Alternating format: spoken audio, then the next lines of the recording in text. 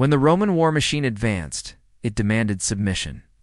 But what it encountered in the wild heart of Celtic lands was in defiance. It could not comprehend. A resistance orchestrated by minds as ancient as the oaks.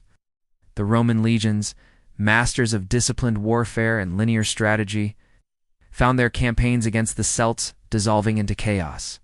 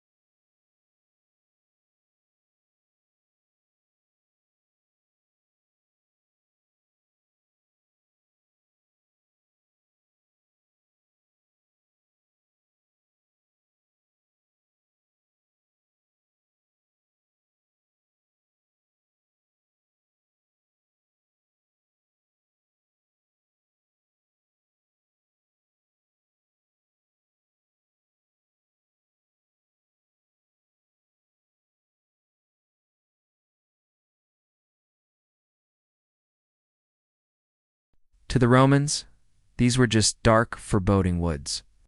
But to the Celts, they were sanctified strongholds, bastions of their culture, and the command centers from which the fight for their very soul was directed. The Romans could map roads and build forts, but they could not map the sacred geography that guided the Druids.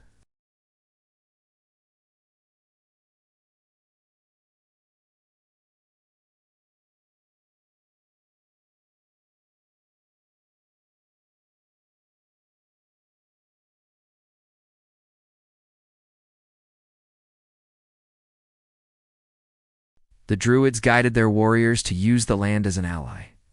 They would lure Roman cohorts into narrow wooded valleys where their formations were forced to break, making them vulnerable to lightning-fast ambushes from all sides. They would flood low-lying fields by diverting streams, turning solid ground into a quagmire that bogged down heavily armored soldiers and supply wagons. Weather was not a passive condition, but an active weapon. Sudden, thick fog, summoned by knowledge of the local climate, could be used to mask an entire army's approach or to disorient a Roman patrol, causing panic and chaos within the ranks.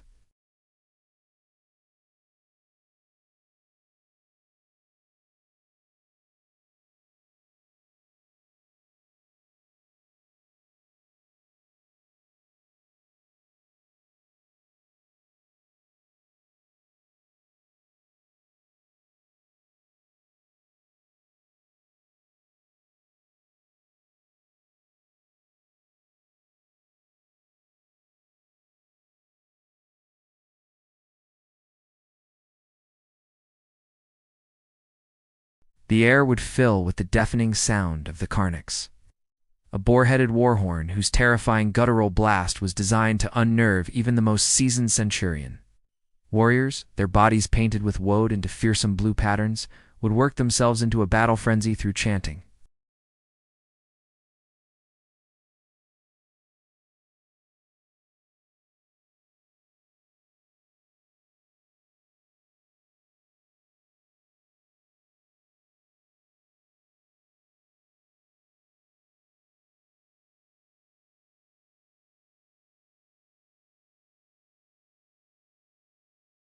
It was a message. You are not fighting men who fear death. You are fighting a people for whom battle is a sacred, ecstatic act. The psychological impact was immense, turning disciplined soldiers into a panicked mob. Ultimately, the Celtic resistance was not a story of overwhelming numbers or superior technology. It was a testament to the power of belief, the strategic advantage of secrecy, and the life-saving grace of adaptability. While Rome relied on a rigid, repeatable formula for conquest, the Druids orchestrated a fluid, ever-changing defense. They never fought the same way twice.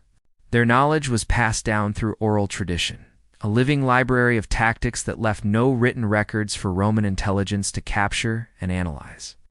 This secrecy was their shield. Their deep connection to their faith and their lands gave them a resolve that baffled the Romans, who fought for pay and glory. The Celts fought for their very existence, for the preservation of their world. This belief fueled a tenacity that could not be broken by Roman steel or Roman law. They were a decentralized network of clans, united not by a single king, but by the wisdom and guidance of the Druids, allowing them to adapt, scatter, and regroup in ways the centralized Roman command structure could never anticipate. This isn't a story of conquest, it's one of intelligence-defying power. Remember, Seeker, the most decisive battles are often fought in the shadows. Video fades to black. The sound of a pen scratching on parchment is heard, followed by the metallic stamp of the vault seal.